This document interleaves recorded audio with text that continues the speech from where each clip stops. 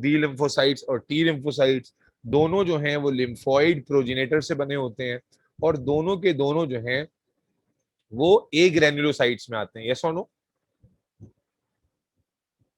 दोनों जी। के अंदर एक लार्ज लार्ज स्मूथ न्यूक्लियस होता है। यस और no? Okay, now now listen carefully. थोड़ा सा हम इनके बारे में कुछ स्पेशल बात आपको बताना चाह रहा हूं मैं। पहले वहां से शुरू करते हैं। मान लेते हैं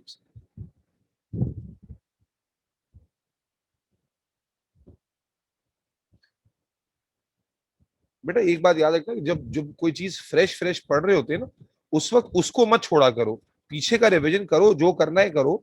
बट अगर आप उस चीज को जो कि आप रिसेंट में पढ़ रहे हैं, अगर आप उसको छोड़ देंगे तो ये तो बहुत बड़ा लॉस होगा। क्योंकि कोई चीज जब आप साथ साथ पढ़ रहे होते हैं वो उस वक्त ही सबसे आसान होती है, फिर वो मुश्किल हो जाती है।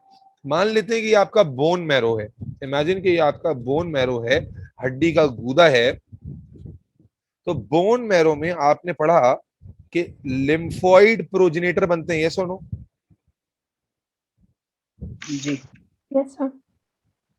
From stem cells. Lymphoid progenitor से असल में होता यह है बेटा कि प्री बी सेल्स बनते हैं, यानी इमेच्योर बी सेल्स बनते हैं, और प्री टी सेल्स बनते हैं, यानी कि इमेच्योर टी सेल्स बनते हैं। प्री बी सेल्स बनते हैं, प्री टी सेल्स बनते हैं, जो कि अभी फुली मेच्योर सेल्स नहीं है। अब होता यह है कि जो बी सेल्स हैं, लिसन केयरफुली, जो बी सेल्स हैं, B cells stays in the bone marrow, B cells stays in the bone marrow and mature in bone marrow. देखो, लिम्फोइड प्रोजेनेटर ने दो तरह के सेल्स बनाए, प्री बी सेल्स और pre T cells. Pre B cells जो हैं ये बोन मैरो में ही स्टे करेंगे, बोन मैरो में ही रहेंगे, और वहीं पर इनकी मैच्योरेशन का प्रोसेस पूरा होगा। वहीं पर इनकी मैच्योरेशन का प्रोसेस पूरा होगा। यहां हम लिख देते हैं,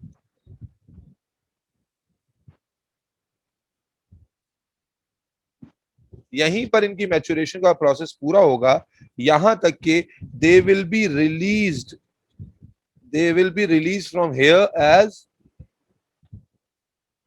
B cells. They will be released from here as mature B cells. ठीक है, mature B cells, and then they will be diverted towards two paths. दो पाथ्स पे डाइवर्ट हो जाते हैं।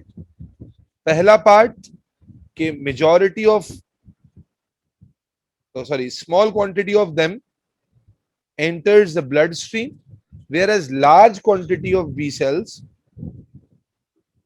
stored in liver and spleen and nodes, lymph nodes. क्या कहा मैंने? लिसन केयरफुली, कि जो लिम्फोइड प्रोजेनेटर है हमारा, वो बी और टी सेल्स, दो तरह के सेल्स बना रहा है। ठीक है जी।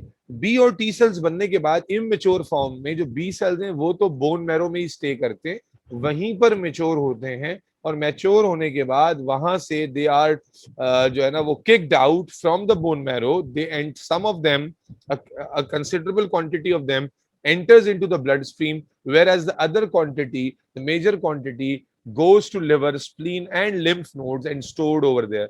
Am I clear? यस। ये मैंने लास्ट क्लास में ही बताया था कि ज्यादातर जो ब्लड में सर्कुलेटिंग सेल्स हैं वो न्यूट्रोफिल्स होते हैं।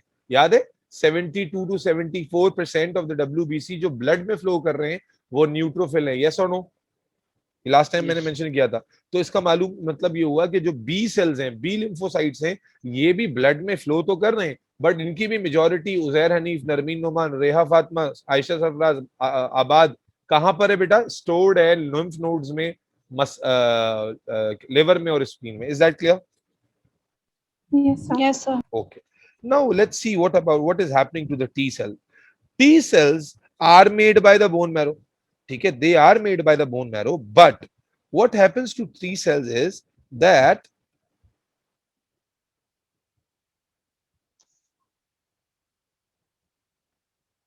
There is a gland in your body.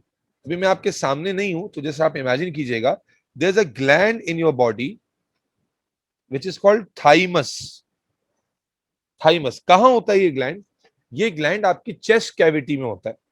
कहां पर? चेस्ट कैविटी में। एग्जैक्टली अगर मैं बोलूं तो ये आपकी चेस्ट कैविटी में, आपकी स्टर्नम यानी जो सीने की हड्डी है, सीने की जो हड्डी है इसके नीचे होता है। अब आप बोले यार सर ये आप पहले हैं जो ये बात बता रहे हैं, हमने आज तक तो कभी नहीं पढ़ी कि भाई सीने की हड्डी के नीचे, हमने तो पढ़ा है दिल होता है, हमने तो पढ़ा है लंग्स होते हैं। ये आप पहले हैं जो अपनी बायोलॉजी बनाकर ये बता रहे हैं कि यहाँ एक और ग्लैंड होता है। अभी पूरी बात सुनोगे तो बात समझ में आ जाएगी। तो होता यह है, अभी इमेजिन कर लो कि यहाँ ग्लैंड है, तो what happens to T cells, that T cells are made by bone marrow in, but in immature form, जब ये इमैच्योर होते हैं, they are sent to what? Sent to where?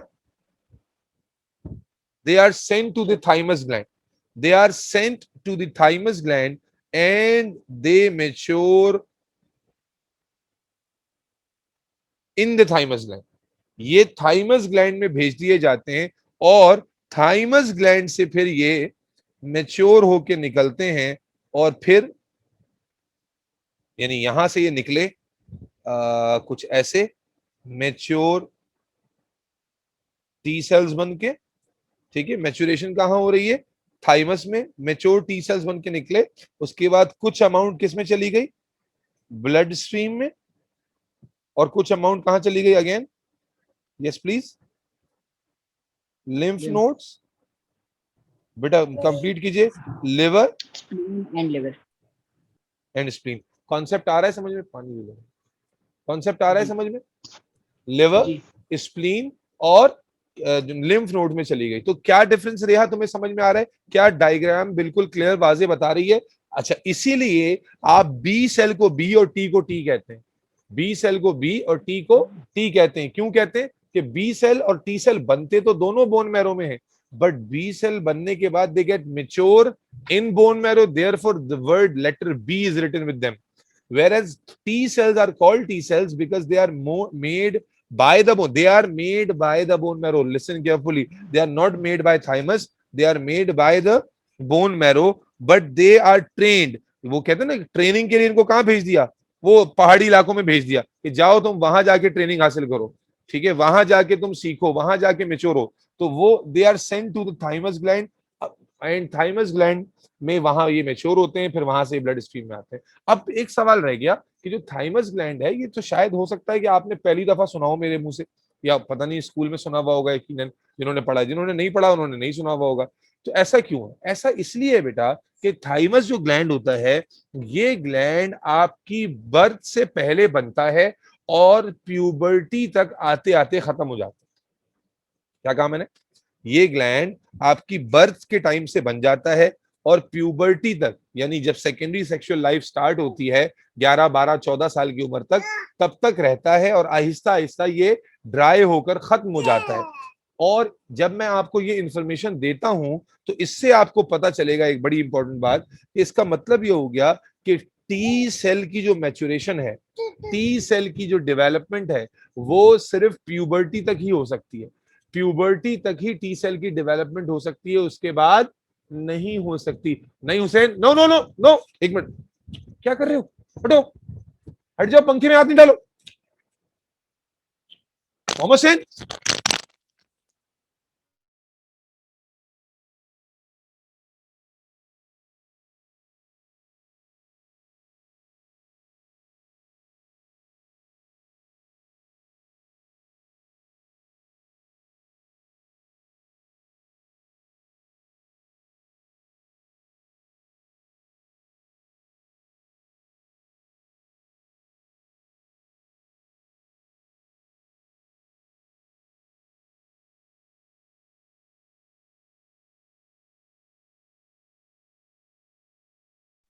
Hello hello ji sir.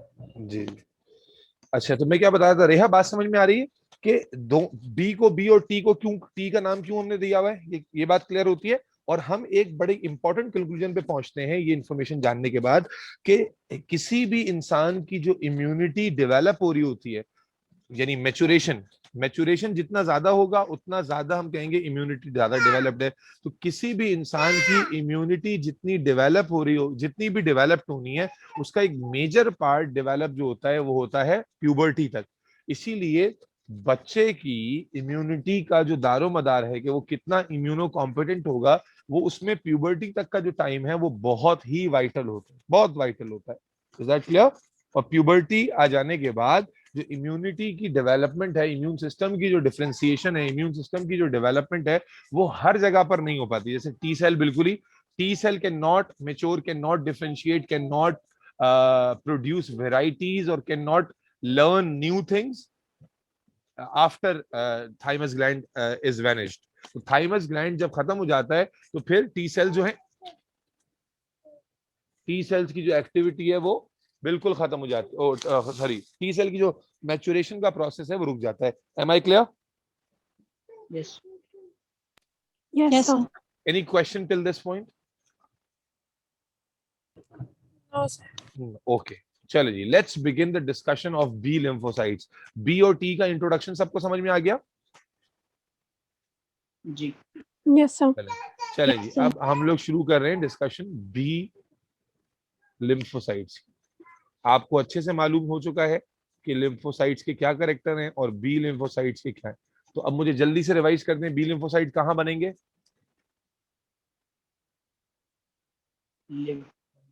कहां बनेंगे B lymphocytes? Lymphoid progenitor बनेंगे कहां? Lymphoid progenitor के जरिए। और मेच्योर कहां होंगे? Bone marrow. बोन मैरो में ही होंगे। ठीक है, that's why we call them B lymphocytes. Okay, good हो गया। अच्छा, अब तवज्जो से समझिएगा, ये बड़ा मैं एक इंपॉर्टेंट प्रिंसिपल बता रहा हूं जो आपको शायद, मैं एक सवाल एक्सपेक्ट कर रहा हूं। आप जो है ना वो पढ़ने वाले, पहले नहीं इससे पहले भी इस सेशन में मैं दूसरे ग्रुप्स को पढ़ा चुका हूं, तो वो बड़ा इंटरेस्टिंग उन्होंने बना दिया था इस डिस्कशन को। लेट्स सी कि आपके दिमाग में कितना सवाल पैदा होते हैं। आई एम एक्सपेक्टिंग कि आप सवाल पूछेंगे और मैं जवाब भी दूंगा इंशाल्लाह। अब लिसन केयरफुली, मान लेते हैं कि बी लिम्फोसाइट्स, अच्छा, जब बी लिम्फोसाइट मेच्योर हो रहे थे ना, मेच्योरेशन से मुराद क्या है यहाँ पर जरा समझते हैं। थोड़ा सा मुझे एक सेकंड दे दें ताकि मैं कुछ डायग्राम के जरिए आपको कॉन्सेप्ट देने के लिए कुछ डायग्राम्स बनाना।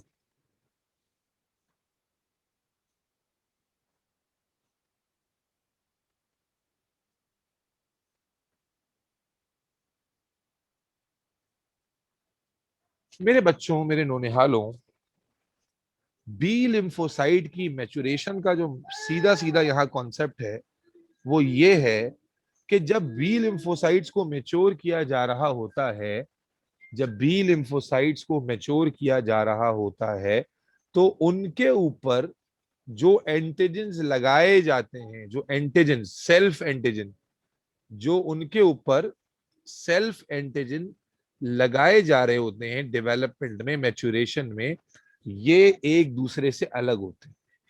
क्या मतलब? अभी मैं डायग्राम पूरी करूंगा। ये कॉन्सेप्ट जो रेहा तुम कह रही थी ना कंफ्यूजन रह गई है, अब ये सारी कंफ्यूजन क्लियर हो जानी चाहिए, और नहीं होगी तो तुमने मुझे रोकना है। ठीक है जी? तो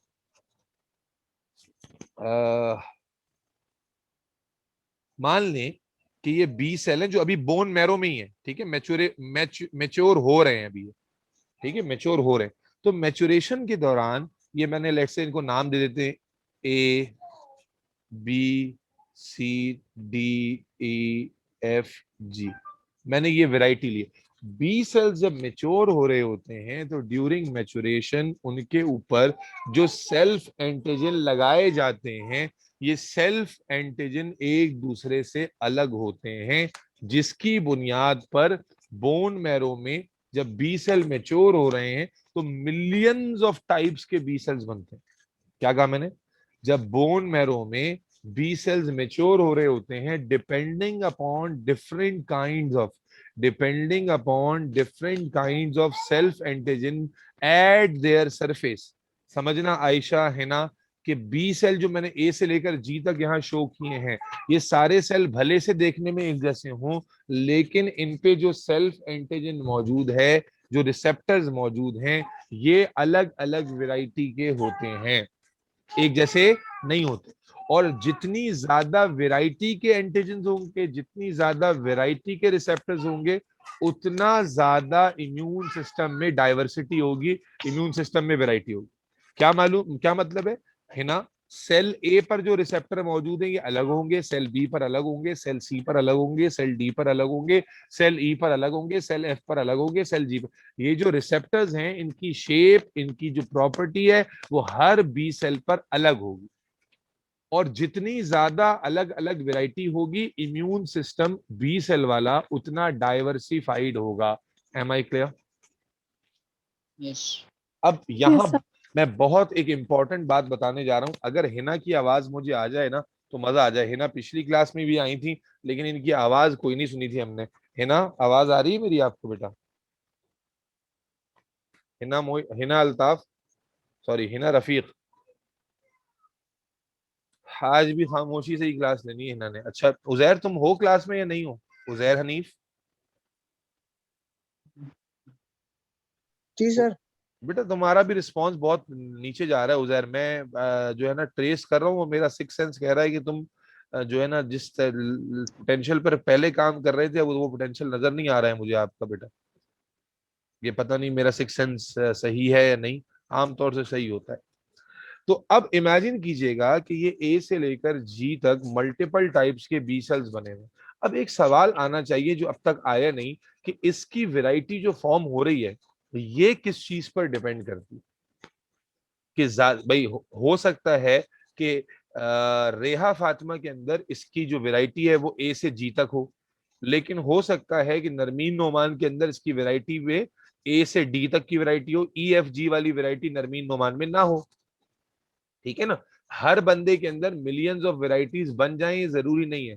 असल में जो बी सेल डेवलप हो रहे हैं ड्यूरिंग मैच्योरेशन, इनकी नई नई तरह की वैरायटी का बनना डिपेंड करता है कि मैच्योरेशन के दौरान ये कितनी तरह की चीजों से एक्सपोज हुए। अब बड़ा इंपॉर्टेंट कॉन्सेप्ट देने जा रहा हूं भाई। क्या? कि जब बी सेल बोन मेरो में मैच्योर हो रहे हैं, उस टाइम पर, उस ड्यूरेशन ऑफ लाइफ पर आपकी बॉडी कितनी तरह के नॉन सेल्फ एंटीजन से एक्सपोज हुई है? आपकी बॉडी कितनी तरह के नॉन सेल्फ एंटीजन से एक्सपोज हुई है? क्या मतलब? एक बच्चा है, आपको मैं चले एग्जांपल से समझाता हूँ। एक बच्चा है जो एक अच्छे घर में पैदा होता है, अम्मा अब्बा उसको डे वन से जनाबे आली पैम्पर में रखते हैं, साफ सुथरा रखते हैं, दिन में 4-4 पैम्पर बदले जाते हैं, है रोज नहलाया जाता है, तमाम चीजें होती हैं। एक ये बच्चा है। और जनाब जब ये बड़ा भी हो रहा है जी, जब ये अपना जो है ना वो लड़कपन गुजार रहा है, जब ये बच्चा बड़ा हो रहा है, टूवर्ड्स प्यूबर्टी जा रहा है, अपनी लाइफ गुजार रहा है, उस दौरान भी अपनी साफ सफाई का बड़ा ख्याल रखा जा रहा है। रोज नहाने का स्केड्यूल है, रोज नए कपड़े पहनने का, साफ सुथरा खाना खाना, अच्छी गाड़ी में ट्रेवल करना, सारी चीजें हाइजीनिक हैं उसके इर्द गिर्द। दूसरी एग्जाम्पल अगर मैं लेता हूँ पैरेलल में, अब मुझे सबका इनपुट चाहिए बेटा इसमें। दूसरी एग्जाम्पल में एक ऐसे बच्चे की लेता हूं कि जो एक ऐसे घर में पैदा होता है जहां पर उसकी बर्थ भी जो है ना वो अस्पताल में होने के पैसे नहीं थे, वो पैदा हुआ घर में है जी। उसके बाद उसने सिर्फ अपनी मदर फीड पर गुजारा किया। फिर उसके बाद जनाब आली का डाइट जो मिल रही है, हाई क्वालिटी डाइट भी नहीं मिल रही, पुअर क्वालिटी की डाइट है जी। रोटी मिलती है, रोटी खा लेता है, सूखी रोटी मिलती है, सूखी रोटी खा लेता है। उसके बाद उसने जनाब आली 4-5-6 साल की उम्र से जनाब आली वो अब्बा के साथ जो है ना वो कचरा चुनने के लिए निकल पड़ता है। वो सुबह है जी कचरा चुनने के लिए निकल पड़ता है, और जनाब कचरा चुन रहा है, कचरा उठा रहा है, भंगी का काम कर रहा है, झाड़ू में लगा रहा है रोड पे, है जी। लोग उसे अपने घर का रात का रखा हुआ खाना दे देते हैं, खराब होने वाला खाना दे देते हैं, वो उसी खाने को खा भी लेता है जी। गंदा संदा भी रह रहा है, नहाने का टाइम भी उसे रोज नहीं मिल रहा, ठीक है ना, कपड़े का भी उसको ध्यान नहीं है, नंगे पांव वो चल रहा है, कभी उसको चोट लग रही है, कभी उसको कट लग रहा है। मुझे एक बात बताएं, आपने अगर इस तरह के दो केसेस को अपनी प्रैक्टिकल लाइफ में ऑब्जर्व किया होगा, इम्यूनिटी किसकी ज्यादा मजबूत होती है? कचरे वाली। सबने दूसरे बच्चे की। दूसरे, ये आपका मुत्तफिका जवाब आ रहा है कि इम्यूनिटी किसकी मजबूत होती है? जो कचरा चुनने वाला बच्चा है उसकी। आखिर ऐसा क्यों है? जरा गौर किया है कभी? ऐसा इसलिए है कि जब वो अपने आप को मुख्तलिफ तरह की वैरायटी से एक्सपोज करता है, तो हो सकता है कि वो बीमार पड़ जाए, हो सकता है कि वो जनाबे आली कुछ दिन के लिए निढाल हो जाए, वीक पड़ जाए, लेकिन क्योंकि इस वक्त उसकी इम्यूनिटी डेवलप हो रही है। अच्छा, किस तरह की चीजों से इससे एक्सपोज हो रहा है? नेचुरल चीजों से। नेचुरल चीजों से वो एक्सपोज हो रहा है, नेचुरली बैक्टीरिया से एक्सपोज हो रहा है। मैं इसमें ही बताता हूँ कि क्या चीज सही रखना मुनासिब है क्या। तो इसलिए जब इसके बी सेल्स बन रहे हैं ना, तो इसके B cells according to the large number of foreign particle जो वो रिसीव करते हैं उसके अकॉर्डिंग, क्योंकि बॉडी क्या है, एडेप्टिव नेचर की है, तो बॉडी देखती है अच्छा ये तरह की चीजें आ रही हैं, तो बॉडी उसकी तैयारी करती है। जबकि ऑन द अदर हैंड जो दूसरा जो पहला वाला बच्चा था, उसकी बॉडी कम से कम चीजों से एक्सपोज हुई है। जब वो कम से कम चीजों से एक्सपोज हुई है, तो उसकी बॉडी में जो इम्यून सिस्टम डेवलप हो रहा है वो उसी के अकॉर्डिंग डेवलप हो गया है। इसीलिए आप नोट कीजिएगा कि बहुत सारे लोग जो बाहर मुल्क में रहते हैं, एक हाइजीनिक एनवायरनमेंट में रहते हैं, एक बेहतर क्वालिटी ऑफ लाइफ सर्वाइव कर रहे होते हैं, जब ये लोग पाकिस्तान आते हैं, देखा है आपने, आते ही पेट खराब हो जाता है, नजले खांसी में झगड़ जाते हैं। ये सुनो, जी जी।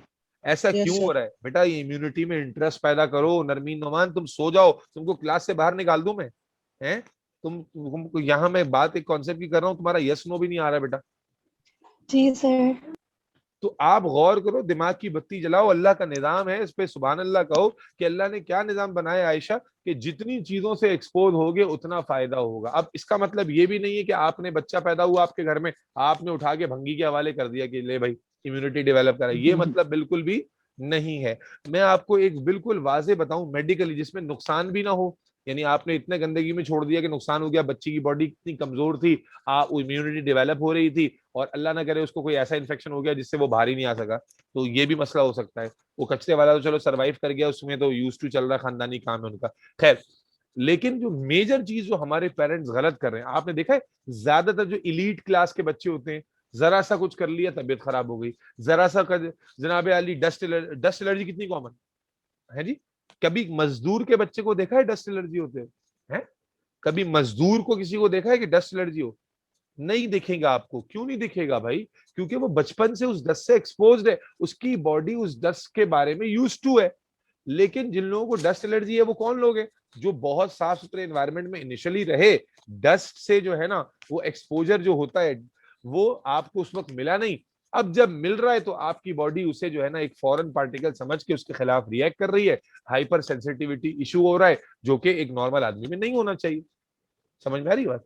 तो सिंगल मोस्ट इंपॉर्टेंट चीज जो तुम लोगों को समझाना चाह रहा हूं, हालांकि टॉपिक नहीं है, मैं इसको सीधा सीधा बोरिंग स्टाइल में पढ़ा सकता हूं, लेकिन कल को तुम लोग भी माँ बनोगे, बाप बनोगे, तो इस चीज को समझो। अब तुम्हारी एज तो निकल गई अल्हम्दुलिल्लाह, सारे प्यूबर्टी क्रॉस कर गए होगे, ठीक है ना? तो जो इम्यूनिटी असल डेवलप होनी थी वो तो हो गई, अब थोड़ी बहुत होगी तो होगी, वरना अगर आप इम्यून सिस्टम में कॉम्प्रोमाइज रह गए हैं तो वो कमजोरी अब साथ चलेगी, और अगर कॉम्पिटेंट है वो भी साथ चलेगा। तो आपको मैं सिंगल मोस्ट इंपॉर्टेंट चीज बताऊं इम्यूनिटी डेवलप करने के लिए एक बच्चे के अंदर, वो है उस बच्चे का मट्टी से एक्सपोज होना। मट्टी से एक्सपोज होना आपको डस्ट एलर्जी से बचाएगा। आगे जाके मट्टी से एक्सपोज होना आपकी बॉडी में इतने तरह के, क्योंकि मट्टी जो है ना, सॉइल जो है, वो इतने तरह के जरखेज किस्म के बैक्टीरिया अपने अंदर रखती है कि आपकी बॉडी उससे लिमिटेड क्वांटिटी में एक्सपोज होती रहती है, ना आप उससे बहुत ज्यादा नुकसान उठाते, और आपकी इम्यूनिटी डेवलप। हमारे यहाँ क्या हुआ, पहले जब हम लोग, हमारा जमाना क्या था कि कम से कम हमारे जमाने में या हमारे अम्मा अब्बा के जमाने में क्या होता था कि जनाब खेती बाड़ी भी हो रही है, लोग बाहर निकल रहे हैं, मेहनत मेहनत कश होते थे, बच्चे भी जा रहे हैं, मट्टी में खेल रहे हैं, खेलना कूदना, चलो जो खेल, जो मजदूरी नहीं भी कर रहे वो खेल रहे हैं, सुबह धूप में निकल गए खेलने के लिए, है जी, शाम में खेल रहे हैं, फुटबॉल खेल रहे हैं, गिर रहे हैं कीचड़ में, बारिश में नहा रहे हैं कीचड़। तो सुनने में तो ये सब बड़ा गंदा लग रहा है, बट ये जो आपकी बॉडी को जिन चीजों से एक्सपोज करता, आप मदरसे के बच्चे, जो लोग मदरसे का बैकग्राउंड रखते हैं वो मेरी बात पे सेकंड कर पाएंगे कि मदरसे के पठान पंजाबी बच्चों को देखा है आपने? हैं साले ऐसे लोहे की हड्डी होती है उनकी, है कि मदरसे में इतना लंबा लंबा टाइम बैठ रहे हैं, कभी दाल मिल रही है खाने को, कभी जनाब अली मिल गया तो मिल गया, गोश्त मिल गया तो मिल गया, वरना नहीं मिल रहा। तो डाइट भी बड़ी कनात वाली डाइट होती है, ये नहीं कि हाई प्रोटीन डाइट ले रहे हैं, ये कर रहे हैं वो कर रहे हैं, उस पे वो डंडे भी खा रहे हैं, है जी, उस पे वो पूरा पूरा दिन पढ़ भी रहे हैं।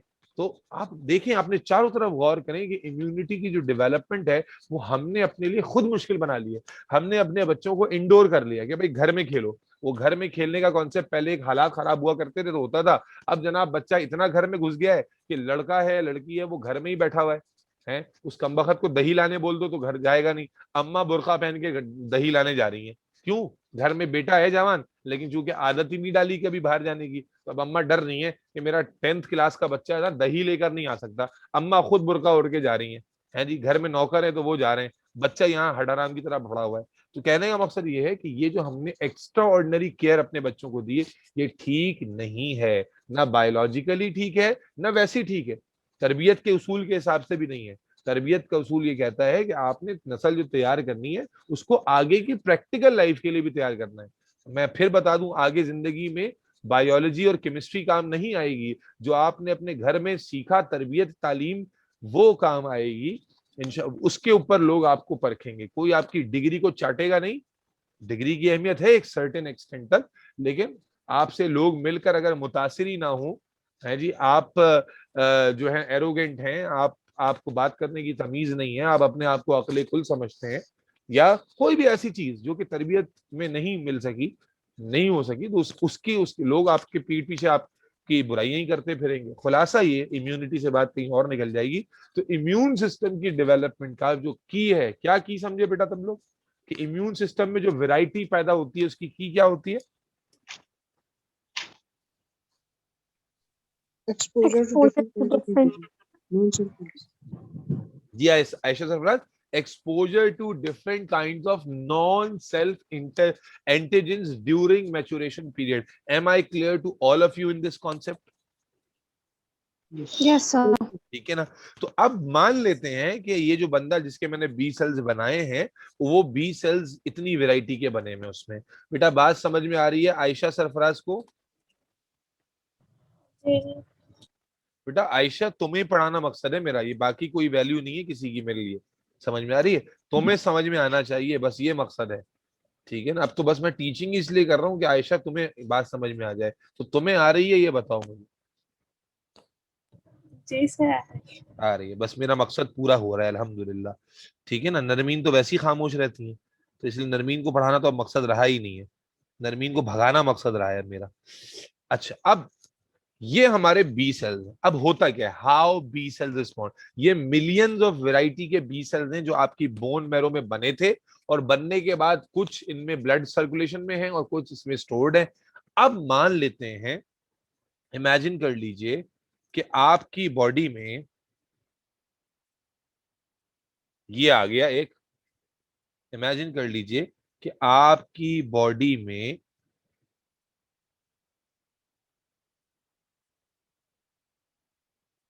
ये आ गया एक नॉन सेल्फ एंटीजन रखने वाला ऑर्गेनिज्म। आपकी बॉडी में ये आ गया एक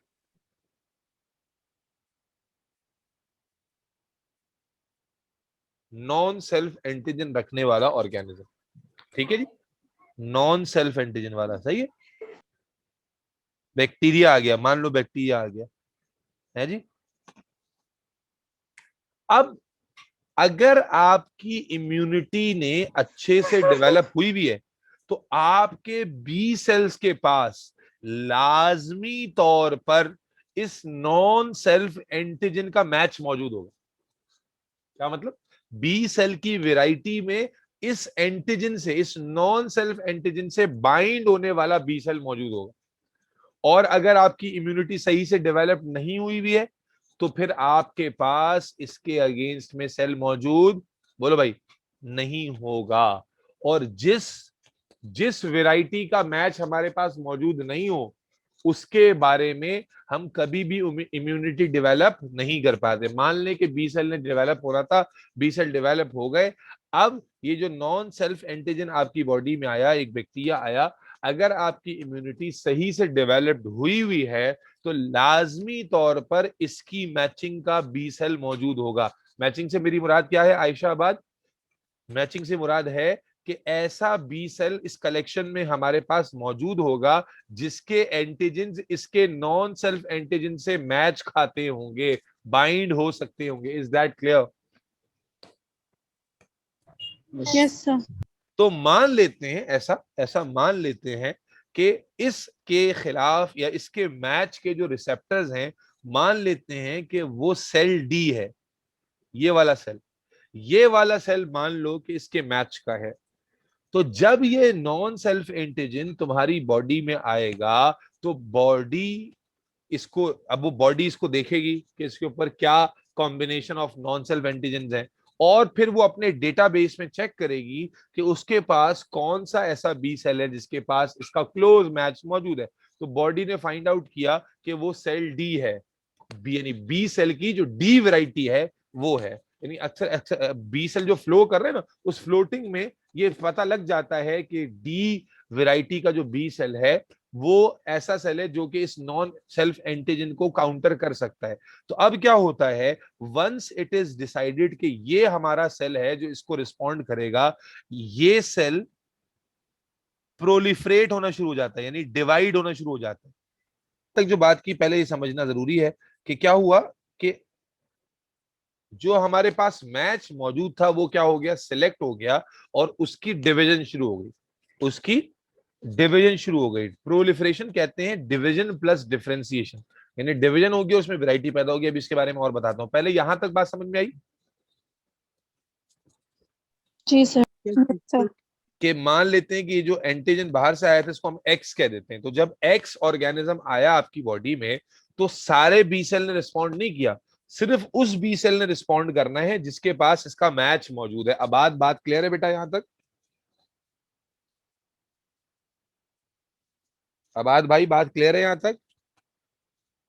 जी ठीक है। अच्छा अब तवज्जो रखिएगा मेरे भाइयों, जब ये अच्छा इस पे उजैर ने एक सवाल पूछा कि अगर मैच ना हो, तो अभी मैंने उसका जवाब ऑलरेडी दिया बेटा कि अगर मैच तुम्हारे पास इसका नहीं है तो तुम्हारी बॉडी के बी सेल इससे नहीं लड़ सकते, यानी ये बी सेल नाकारा है, ये ऑर्गेनिज्म ऐसा है जिससे तुम्हारे बी सेल नहीं लड़ सकते। हो सकता है टी सेल के पास मैच मौजूद हो, तो जब टी सेल तक पहुंचेंगे वहां देखेंगे, ठीक है ना। तो बिल्कुल इसका वाज़े अल्फाज में मतलब यही है कि अगर किसी सेल के किसी नॉन सेल्फ एंटीजन का मैच तुम्हारे पास नहीं निकला, क्योंकि जब तुम्हारी इम्यूनिटी डेवलप हो रही थी तो ये इम्यून सिस्टम में ये वैरायटी पैदा नहीं हुई, तो इसका वाज़े अल्फाज में मतलब ये है कि तुम उस एंटीजन से एलर्जिक हो, तुम उस एंटीजन को बर्दाश्त नहीं कर सकते, तुम उस एंटीजन से लड़ नहीं सकते, अब तुम्हें बाहर से सपोर्ट की जरूरत पड़ेगी। Is that clear? जी Yes, sir. ठीक है जी। अच्छा अब क्या हुआ कि रेहा फातिमा ये जो बी सेल था ये सिलेक्ट हो गया, ये बी सेल क्या हो गया, सिलेक्ट हो गया। और इस प्रोसेस को मेरे बच्चे, इस सिलेक्शन के प्रोसेस को हम लोग नाम देते हैं मोनोक्लोनल सिलेक्शन। क्या नाम देते हैं बेटा? मोनोक्लोनल दोनों सिलेक्शन। क्या मतलब कि पूरी कॉलोनी थी और उस कॉलोनी में से एक वैरायटी सिलेक्ट हो गई, यस और नो? पूरी कॉलोनी थी बी सेल्स की और उस कॉलोनी में से एक वैरायटी सिलेक्ट हो गई, तो मैं इसको क्या नाम दे रहा हूं, monoclonal selection. Am I clear? Yes Yes, sir. Yes, sir. तो मैंने ये कहा कि जब एक आपकी बॉडी एक नॉन सेल्फ एंटीजन से एक्सपोज हुई तो बी सेल जिस which has a close antigenic match वो डिफरेंशिएट होगा, प्रोलिफरेट होगा। अब जब बी सेल प्रोलिफरेट होता है यानी कि डिवाइड होता है, तो मेरे बच्चों ये दो तरह के सेल्स बनाते हैं।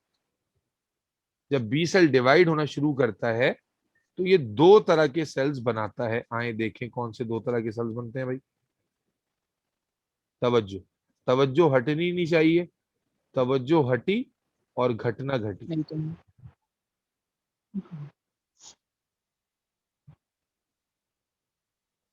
तो जब ये बी सेल डिवाइड होना शुरू करता है मेरे बच्चों, तो ये दो तरह के सेल बना रहा है। कौन से दो तरह के, आए देखते हैं।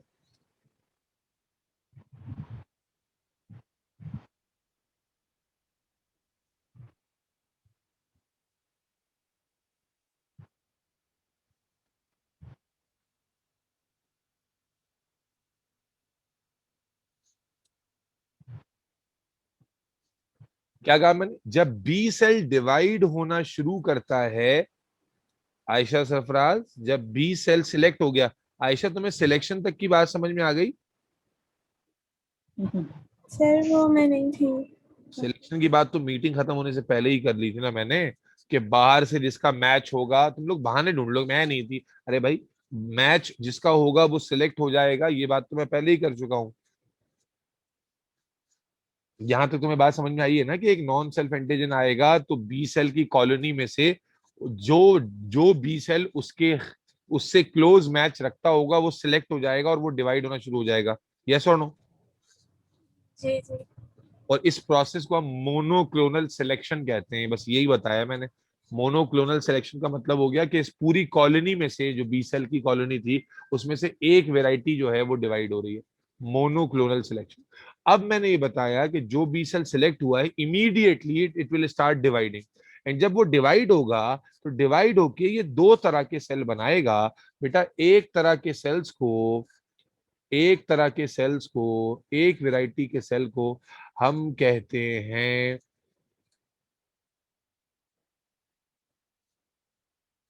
हम क्या कहते हैं? हम कहते हैं बी मेमोरी सेल्स। और दूसरी जो वैरायटी है यहां दूसरी तरफ,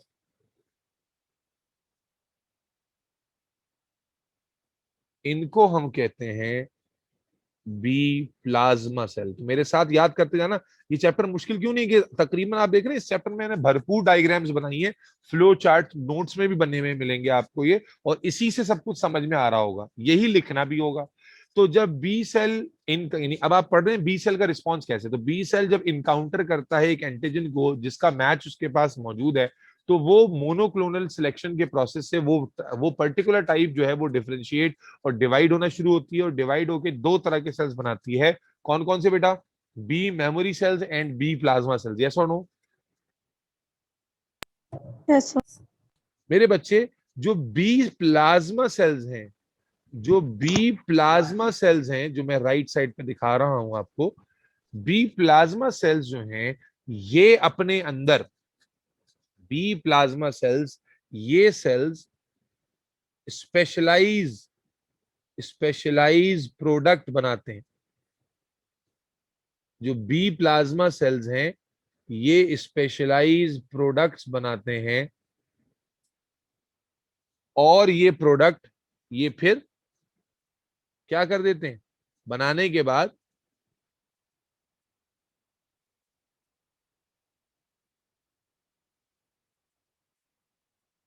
ब्लड स्ट्रीम में रिलीज कर देते हैं। बी सेल्स ये स्पेशलाइज प्रोटीन बनाते हैं।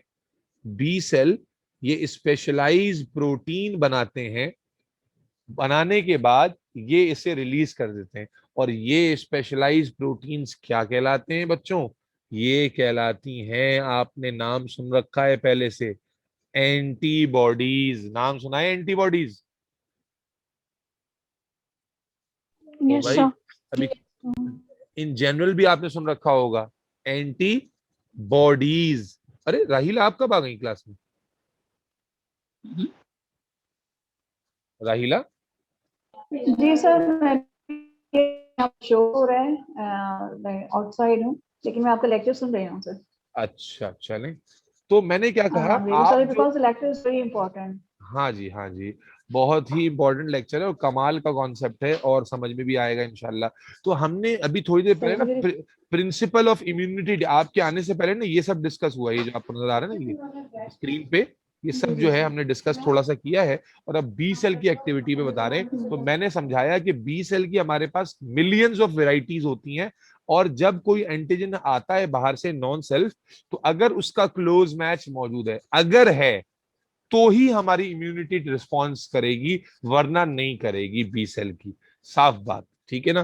तो जो इम्यूनो कॉम्प्रोमाइज होते हैं वो नहीं लड़ सकते इससे। जो इम्यूनो कॉम्पिटेंट होंगे उनके पास डेफिनेटली वो वेराइटी मौजूद है। तो जो वेराइटी इनसे लड़ सकती है वो क्या हुई? सिलेक्ट हो गई। इसको हम मोनोक्लोनल सिलेक्शन कहते हैं। सेल्स ने डिवाइड होना शुरू किया, दो तरह के सेल्स बनाना शुरू किए, बी मेमोरी सेल्स और B plasma cells. B plasma cells are making specialised proteins, and those proteins are released into blood stream. कहां रिलीज हो जाएंगे बेटा? ये बोलो बेटा, कहां ब्लड रिलीज होंगे? Stream. Blood Bloodstream. Blood stream में। They are release into blood stream. ठीक है, ब्लड स्ट्रीम में रिलीज हो जाएंगे, and they are antibodies. जबकि अच्छा एंटीबॉडीज क्या करेंगी अभी आगे जाके डिस्कस करेंगे, अभी आप समझ लें कि ब्लड में इन्होंने एंटीबॉडीज रिलीज कर दी। दूसरी तरफ जो सेल्स हैं बी मेमोरी सेल्स, इनका क्या काम है बेटा? इनका काम ना, as the name suggest, memory cells, ये क्या करती हैं? ये पूरे इम्यून रिस्पॉन्स को मेमोराइज करती हैं। ये बी सेल की जो पूरी एक्टिविटी है ना, इसको रिकॉर्ड कर रही है। कैमरामैन है ये, कैमरामैन। ये जो बी सेल अपना काम कर रहे हैं और ये डिफरेंशिएट होके प्लाज्मा सेल बना रहे हैं और उससे फिर एंटीबॉडीज बन रही हैं। अच्छा ये मुझे बताओ कि जो बी प्लाज्मा सेल है, ये कोई सा भी मुंह उठा के डिफरेंशिएट हो गया या स्पेसिफिक वाला हुआ है? स्पेसिफिक सिलेक्शन हुई है, स्पेसिफिक हुई। स्पेसिफिक हुई है। ठीक है, इसीलिए आपको याद है मैंने पिछली क्लास में बताया था कि ये जो सेल्स हैं ये स्पेसिफिक इम्यून रिस्पॉन्स के लिए हैं, हर जगह रिस्पॉन्ड नहीं कर सकते। Is that clear? तो ये स्पेसिफिक इम्यून रिस्पॉन्स हुआ जिसमें स्पेसिफिक टाइप का बी सेल डिफरेंशिएट हुआ, उससे स्पेसिफिक टाइप के बी मेमोरी सेल्स और स्पेसिफिक टाइप के बी प्लाज्मा सेल बने, जिससे स्पेसिफिक टाइप की एंटीबॉडीज बनी जो अपना काम करेंगी, आगे जाके बताऊंगा। साथ ही साथ जो मेमोरी सेल्स हैं, ये जो मेमोरी सेल्स हैं ये क्या करते हैं बेटा? ये पूरे इम्यून रिस्पॉन्स को रिकॉर्ड करते हैं, और जब आपकी बॉडी पहली दफा लड़ रही है एंटीजन से, तो और इनका कोई काम नहीं है।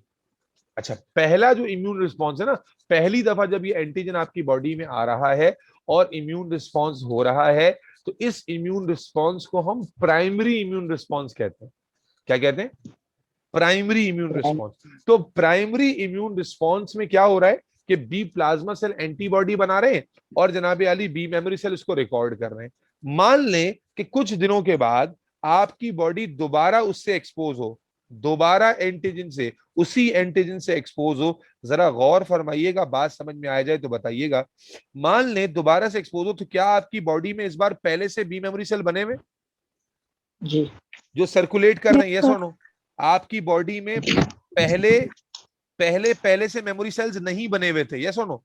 लेकिन अब जब आपकी बॉडी ऑलरेडी एक्सपोज हो चुकी हुई है, तो अब आपकी बॉडी में पहले से मेमोरी सेल्स बने हुए हैं। मुझे सबका यस नो चाहिए बेटा।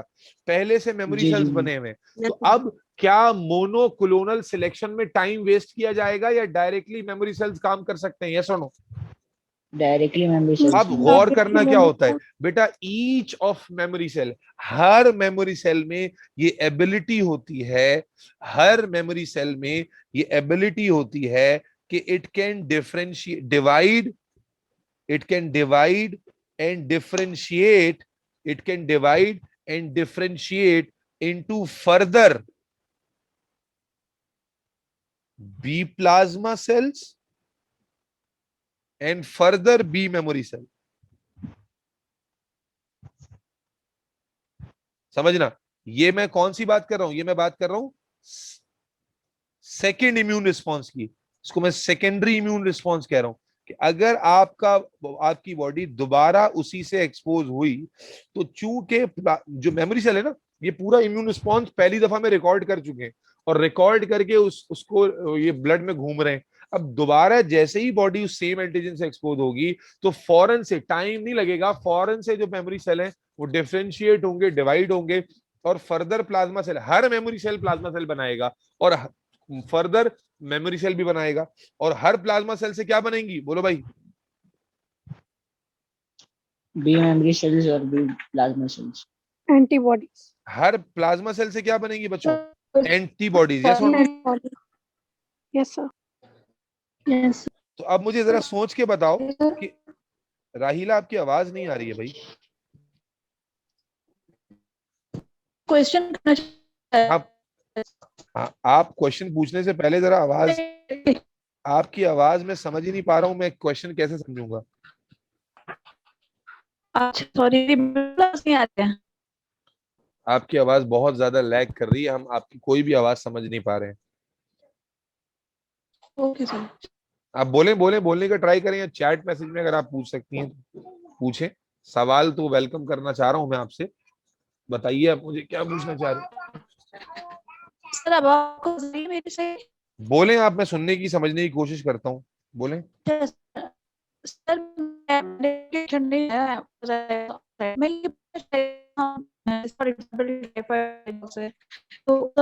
फर्स्ट टाइम होता हम उसमें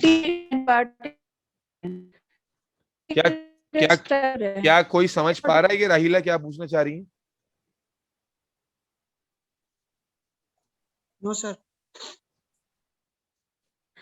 ओके, आप अपना कैरियर ऑन करें सर।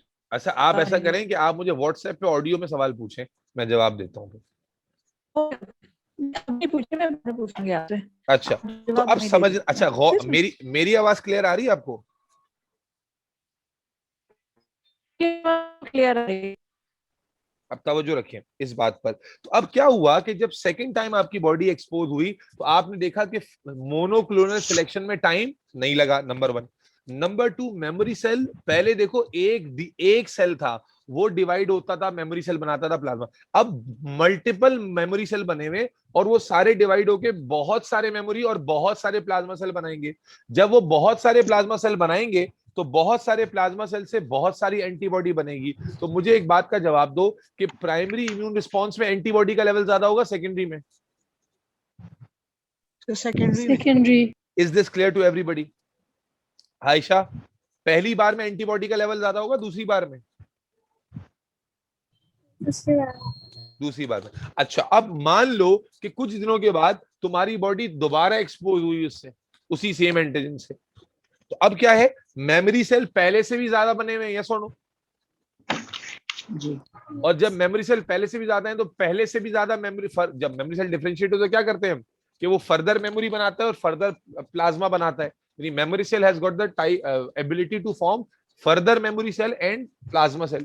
तो अब मुझे, अगर तुम लोग लिंक कर पा रहे हो, तो हर बार जब तुम्हारी बॉडी उस एंटीजन से एक्सपोज होगी तो तुम्हारी बॉडी में जो प्लाज्मा सेल्स और मेमोरी सेल्स का काउंट है वो ऑटोमेटिकली मल्टीप्लाई होता जाएगा, एक्सपोनेंशियली बढ़ता जाएगा, जिससे जो एंटीबॉडी की कॉन्सेंट्रेशन है वो भी एक्सपोनेंशियली बढ़ती जाएगी, ऐसा नो? जी। क्या Yes, ये बात sir. समझ में आ रही है? जी। रेहा Fatima, Narmeen Noman, Uzair Yes, Hanif, Ayesha Sarfaraz, Hina. Yes, sir. तो समझाना ये चाह रहा हूं कि अगर तुम मेरी बात गौर से सुन रहे थे तो सबसे स्लो इम्यून रिस्पॉन्स कौन सा वाला होगा? Primary. Primary. Ayesha, do you agree on this?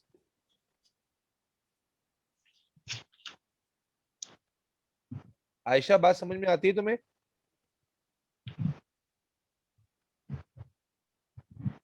Ayesha Sarfaraz, आपको मेरी आवाज आ रही है? आयशा क्लास से ड्रॉप हो गई है। अच्छा, तो हमने क्या कहा, सबसे स्लो रिस्पांस प्राइमरी होगा। क्यों? एक तो उसमें मोनोक्लोनल सिलेक्शन में टाइम लगता है, दूसरा उसमें एंटीबॉडी का लेवल भी कम होता है, यस और नो? और जैसे जैसे आपकी बॉडी एक्सपोज होती चली जाएगी उस एंटीजन से, उसके अगेंस्ट में उसका जो रिस्पॉन्स है उतना क्विक होता जाएगा, क्योंकि मेमोरी सेल की रीजन पूछता है एग्जामिनर कि why secondary immune response is faster than primary. तो आप क्या जवाब देंगे कि फर्स्ट टाइम में we don't have memory cells, second immune response may we already have memory cells which rapidly differentiate to form plasma cells and large number of plasma cells which release antibodies. So the concentration of antibodies are much higher in the second immune response, yes or no? yes, sir. Yes, sir. और antibodies ज्यादा होने की वजह से antibody level, क्योंकि अभी हम antibody का फंक्शन पढ़ेंगे तो आप समझेंगे कि एंटीबॉडी जो है ना अगले एंटीजन का तहस नहस कर सकती है, तो एंटीबॉडी लेवल ज्यादा होने की वजह से ऐसा होता है। अच्छा, अब कितनी बार आप एक्सपोज हो रहे हैं? Multiple times. यूजुअली हम क्या देखते हैं मेरे बच्चे, अगर आप एक इम्यूनो कॉम्पिटेंट बंदे हैं तो जब आप एक ही एंटीजन से चौथी बार एक्सपोज होते हैं, जब आप एक ही एंटीजन से चौथी बार, प्राइमरी, सेकेंडरी, टर्शरी, चौथा रिस्पॉन्स जब आप उसके अगेंस्ट में लेते हैं तो आपका एंटीबॉडी लेवल इतना बढ़ चुका होता है कि आपका वो जो एंटीजन है वो आपकी बॉडी में आया, आपकी बॉडी का एंटीबॉडी लेवल इतना ज्यादा है कि वो आया और आते ही उसको उड़ा दिया जाता है, यानी आने के बाद उसको मौका ही नहीं दिया जाता कि वो अपनी प्रेजेंस को फील भी कराए। यानी आपकी बॉडी में वो एंटीजन आता है और बॉडी उसे उड़ा देती है आपको पता लगे बगैर।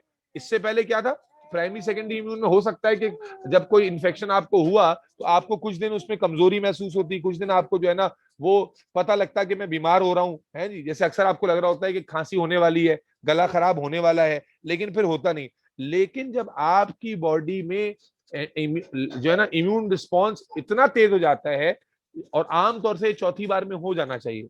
तो आमतौर से इतना ज्यादा एंटीबॉडी कॉन्सेंट्रेशन लेवल होता है कि वो आते ही एंटीजन को उड़ा देता है, इनकाउंटर कर देता है। इसको हम कहते हैं लैम्डा रिस्पॉन्स। क्या कहते हैं?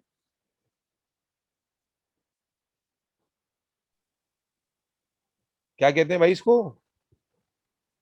Lambda response. Lambda response. Lambda response का मतलब क्या है कि एंटीबॉडी लेवल मेमोरी सेल इतने ज्यादा बन गए, मेमोरी सेल का रेफरेंस देना जरूरी है, मेमोरी सेल्स इतने ज्यादा बन गए जिससे एंटीबॉडी लेवल बहुत हाई चला गया।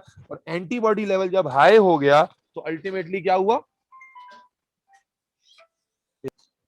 बेटा? यह समझ में आई ये वाली बात कि अगर आपकी बॉडी सही रफ्तार से इम्यूनिटी डेवलप कर रही है तो हर बार की इम्यून रिस्पॉन्स पे आपका एंटीबॉडी लेवल तेज से तेज बढ़ते, ज्यादा से ज्यादा होता जाएगा, जिसकी वजह से चौथी बार में आपका एंटीबॉडी कॉन्सेंट्रेशन इतना ज्यादा हो जाएगा कि विदाउट डेवलपिंग एनी सिम्टम आप उस एंटीजन को इनकाउंटर कर देंगे। Is that clear? और इस चीज को हम क्या कहते हैं? Yes, sir. एंटीबॉडीज। नहीं जाओगे? अम्मी से फोन पे बात करो ना पहले। ठीक है जी। इसको हम क्या कहते हैं? लैम्डा रिस्पॉन्स कहते हैं। ठीक है जी। यहाँ समझ में आया बेटा बी सेल कैसे काम करते हैं या अभी भी कोई कंफ्यूजन है इसमें? आ गया समझ सर। आ गया सर। चलिए, अब सवाल इसमें ये रह गया कि मेमोरी सेल का तो हमें काम समझ में आ गया कि प्राइमरी इम्यून रिस्पॉन्स में तो मेमोरी सेल का सच कोई काम नहीं है, लेकिन सेकेंडरी इम्यून रिस्पॉन्स तो है ही असल में मेमोरी सेल की वजह से। यस और नो? क्योंकि मेमोरी सेल पहले से बना हुआ है, इसीलिए उसने फटाफट एंटीबॉडी प्लाज्मा सेल बनाए जिसने एंटीबॉडी बनाई। कोई कंफ्यूजन यहां तक नहीं है। लेकिन सवाल ये कि एंटीबॉडीज जो हैं जो प्लाज्मा सेल रिलीज करते हैं, इन एंटीबॉडीज का क्या काम है? तो अब हेडिंग बना लीजिए एंटीबॉडीज। अब हम जानेंगे कि एंटीबॉडीज क्या कर रही हैं। यहां तो कोई क्वेश्चन है तो बेटा पूछ लीजिए प्लीज।